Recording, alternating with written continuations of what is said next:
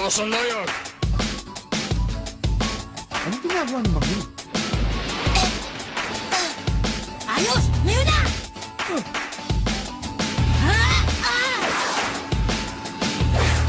Kumapit ka sa akin!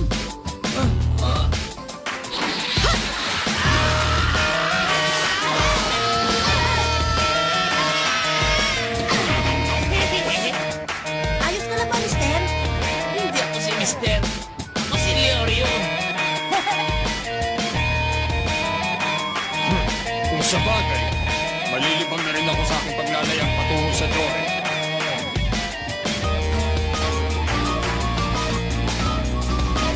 Paalam, Whale Island.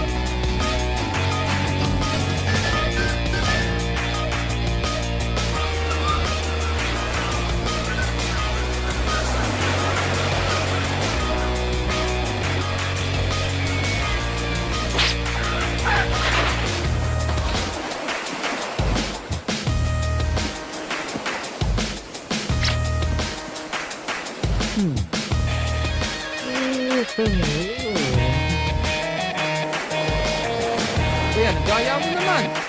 52! 53!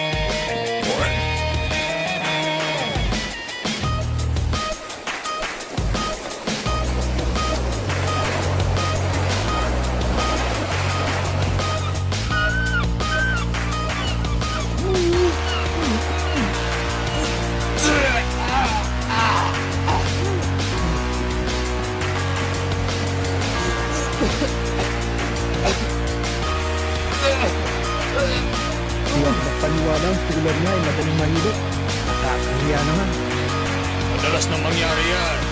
Sigurado bago pa siya makarating sa isla ng Dore, putok pa lang na lamang siya. Dahil wala na siya may susuka.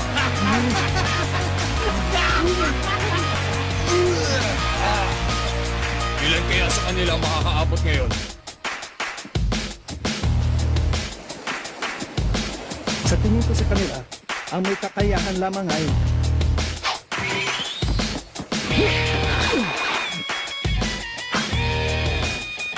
Pare, kain pang punto.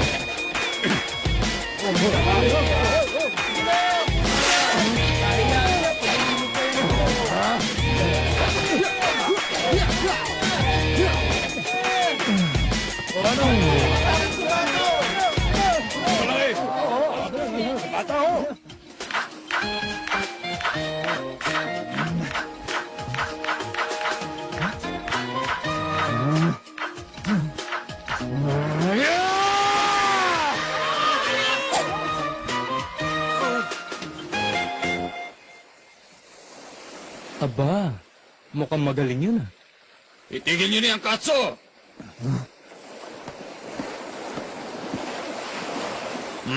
Ha? Tumalon ka! Ang sinabi kayo, umalis ka sa aking barko! Ah, hindi maaari!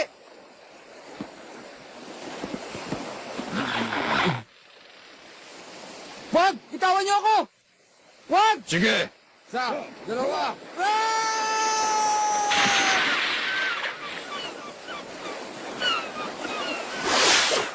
Dahil nandito kayo sa aking barko, dapat kayo sumunod sa lahat ng sasabihin ko! Ang sino man sumuway sa aking kagustuhan ay itatapon ko sa dagat! Maliwanag ba yan? Nagbabayad naman kami dito ah. Nakahuli ako!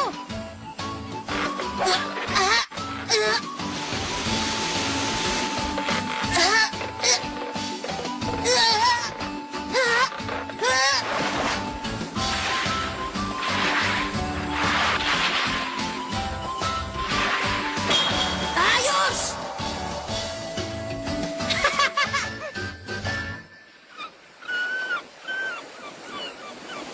Aba, bata, mukhang malaki ang nahuli mo ah. At hindi lang yon, ang isdang flying bonito ay espesyal at bihirang-bihirang mahuli. Opo, bihira po akong makakita dito sa Whale Island. Naku, mukhang masama to ah. Tumigil ang hangin. Gaano pa kaya katagal bago tayo makarating sa isla ng Dore?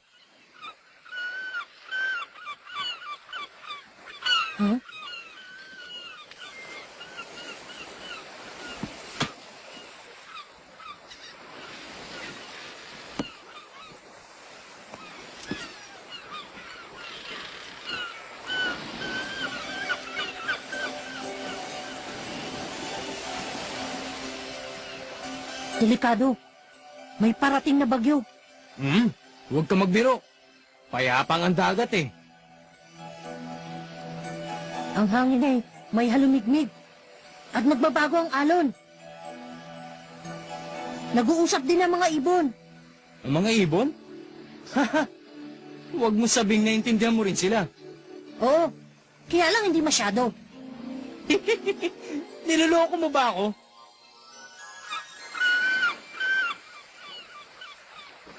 Bata, kung hindi ako nagkakamali, doon ka sumakay sa Whale Island, ano? Mhm. Ano ginagawa ng iyong ama? Isa siyang hunter.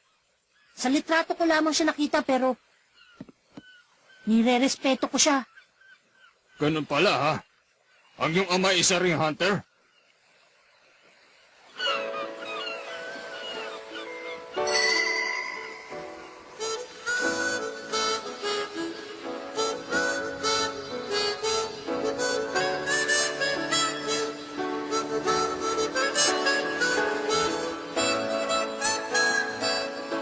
Bata, Ano yon?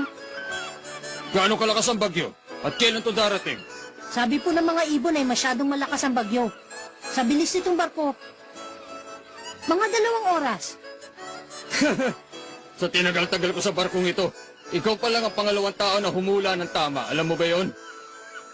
Pangalawa, O mga bata! Ibaba niyo ang mga layag! Huh?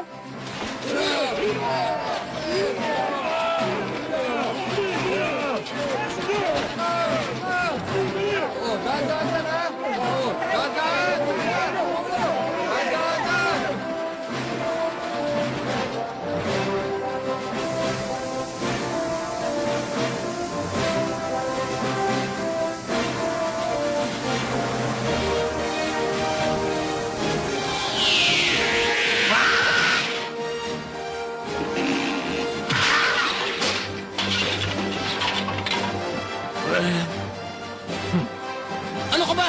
Pasensya na, nagulas lang sa kamay ko. Nadulas lang. Eh bakit gano'n saktong-sakto sa mukha ko? Parang mo ito sinukat. Sa palagay ko, may maaaring maging aplikante ngayong taon.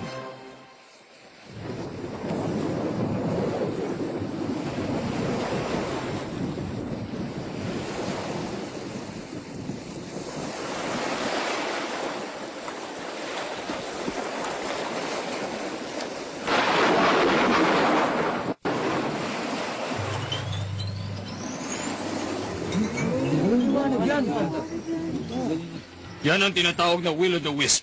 ano po yung will-o'-the-wisp? Yan ay dahil sa radiation na lumulutang sa matataas na lugar dahil sa biglang pagtakas ng static electricity.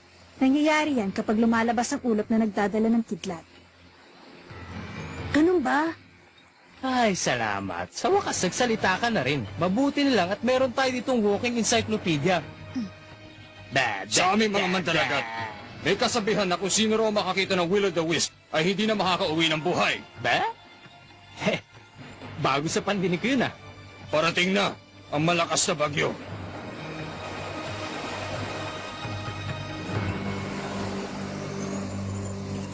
Siguro'y malalaman ko na kung sino sa kanila yung pinakamagaling at may kakayahan maging isang tunay na hunter.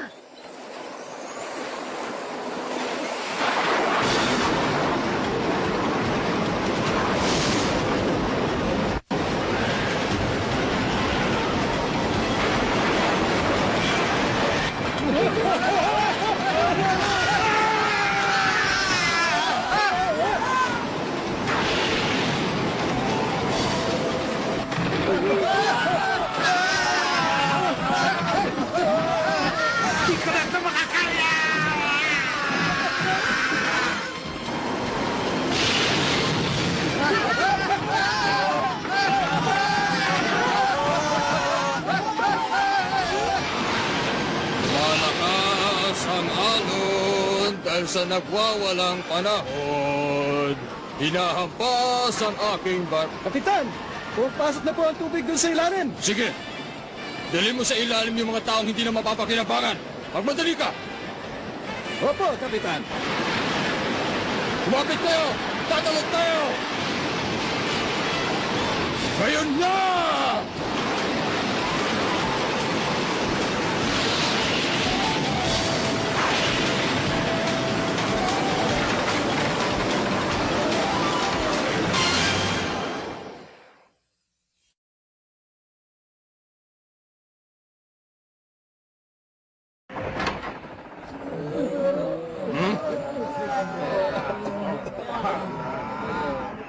Nakakahiya. Tingnan nyo nga ang mga sarili nyo. Ang lakas ng loob nyo sumubok sa hunter test. Eto, uminom ka muna. Tapos kagatin mo to. Kaganda pakiramdam mo.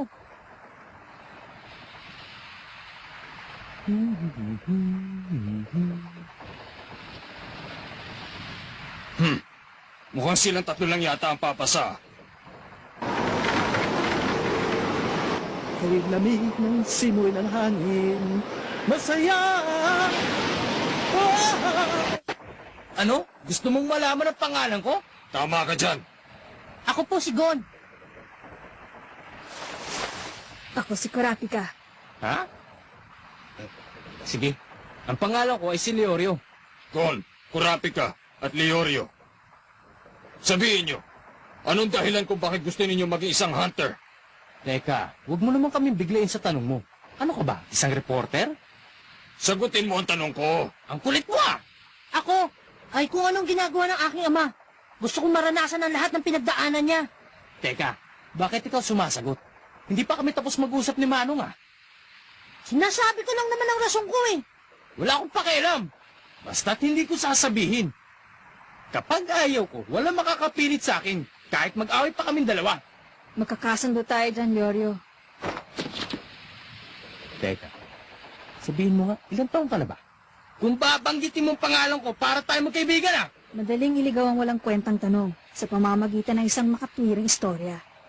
Ha? Ganon pa man, ang isang kasinungalingan ay maaari nating ihambing sa kasakiman. Dagdagan mo naman ang misteryong Leorio. Ako naman, ang dahilan kung bakit gusto kong maging isang hunter ay masyadong komplikado. Kaya hindi ko ito maaari ikwento kagad sa mga tao ngayon ko lamang nakilala. Kaya sa ngayon, hindi ko muna masasagot ang inyong katanungan. Ako si Mr. Leorio at wala rin akong ikukwento.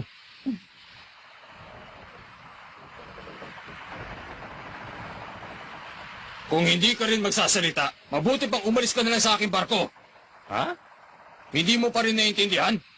Ang hunter test ay nagsimula na. Nag-umpisa yon buhat nung sumakay kayo sa barkong ito. Ha? Ha? Ang Hunter Association. Dapat ninyo malaman na napakaraming tao ang gustong makakuha ng hunter license. Kaya lamang, sa sobrang dami nila, hindi na sila makayanang bigyan ng pagsusulit. Kaya ang mga katulad namin ay binabayaran para sa laing mabuti ang mga aplikante. Ang lahat ng may huhulog sa barko at hindi makakatagal ay inuulat namin sa mga huwes. Kaya kahit makarating sila sa pagdarausan ng hunter test, ay hindi pa rin sila makakasali. Ibig sabihin nito na kung makakakuha kayo ng pagsusulit o hindi, ay depende sa aking desisyon. Kaya mas mabuti kung sasagutin niyo ako na maayos. Maliwanag ba? Kung ganun, wala naman pala akong magagawa eh. Ang tanging dahilan kung bakit gusto kong maging hunter ay... Ako na lang ang natira sa tribo ng Kuruta. Teka, ano ba? Ako naman kukwento eh. Ang uri ng hunter na gusto kong maging ay yung nanghuhuli ng mga may patong sa ulo, ang Blacklist Hunter. Sa anong dahilan? 4 na taon, naubos ng lahat ng aking mga kasamahan. Ang may gawa nito ay ang grupo ng pirata na Generiodan. Gusto kong maging hunter para mahuli ang mga yon. Bata, gusto mo talaga maging hunter? Ang lahat ng miyembro ng Generiodan ay may pinakamataas na patong sa ulo. Kahit na sinong bounty hunter ay tumatanggi. Baka mapahama ka lang. Hindi ako takot mamatay. Ang ikinatatakot ko ay ang sandaling pumanaw ang galit sa aking isip at damdamin. Kung gusto mong gumanti, hindi mo na dapat gawing dahilan yan. Dapat ay pinupunta mo na sila. Hindi mo na kailangan maging hunter.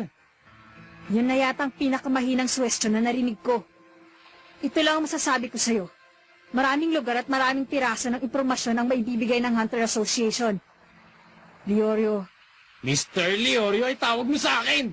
Sige, ang sayo naman, Mr. Leorio. Ang sa akin? Mahirap sagutin ang katanungan mo. Pero ang sasabihin ko sa inyo ay ang tanging katotohanan lamang. Pera! Kapag hunter na ako, marami na akong pera. Kung marami akong pera, makukuha ko ang lahat. Malaking mansyon, magarang kotse, mamahaling alak, at mga babae! hindi lamang ang mga yan ang importante, Leorio. Ha?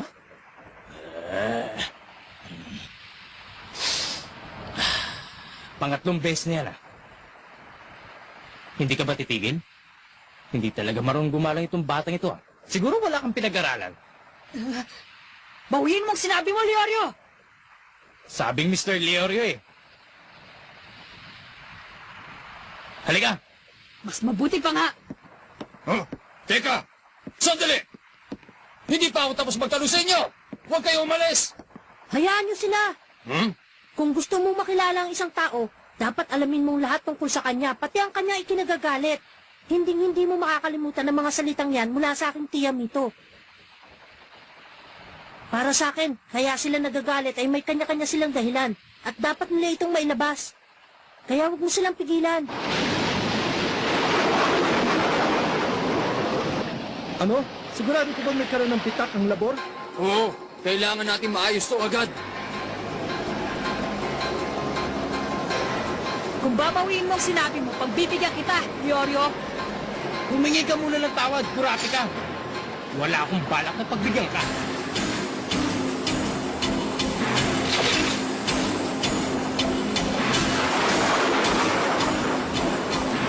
Kung ganon,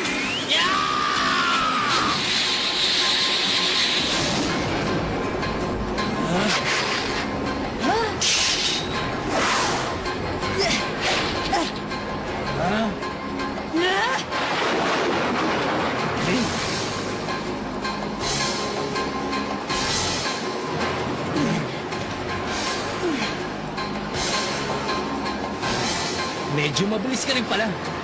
ikaw ulit! Yeah!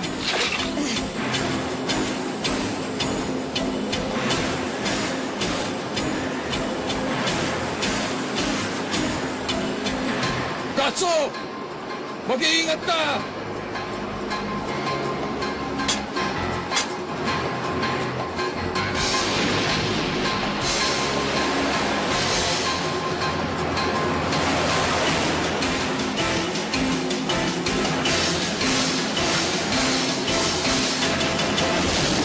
Ha?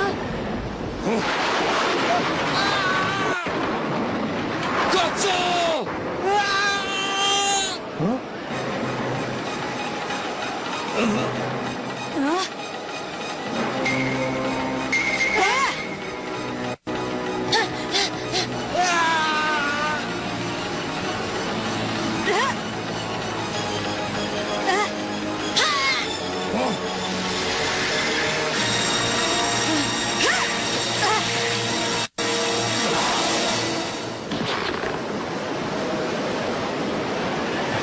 Salamat. Sinagip niya ang buhay ko.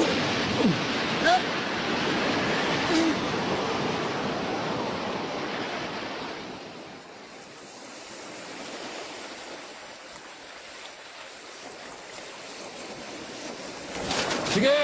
Hila! Sinabi! Dahan-dahan ha! Konti pa! Sige, lakas! Gon, ikaw talaga. Bakit mo naman naisipang gawin yun? Hindi ka marunong mag-ingat. Kung hindi ka namin nahawakan, masisiguro kung nilamon ka na ng dagat kagabi. Pero, inabutan niyo naman ako, di ba? Ha? Teka, ano ba nangyari sa laban? Sa laban? Oo nga pala, nakalimutan ko na yun ha. Gusto ko nga palang humingi ng paumanhin sa iyo, Leorio. Mr. Leorio nga pala. Masyado ka naman formal. Tawagin mo nila akong Leorio, Kurapika. Patawa din ha. Binabawi ko na yung sinabi ko sa iyo kagabi. Tungkol sa yung tribo.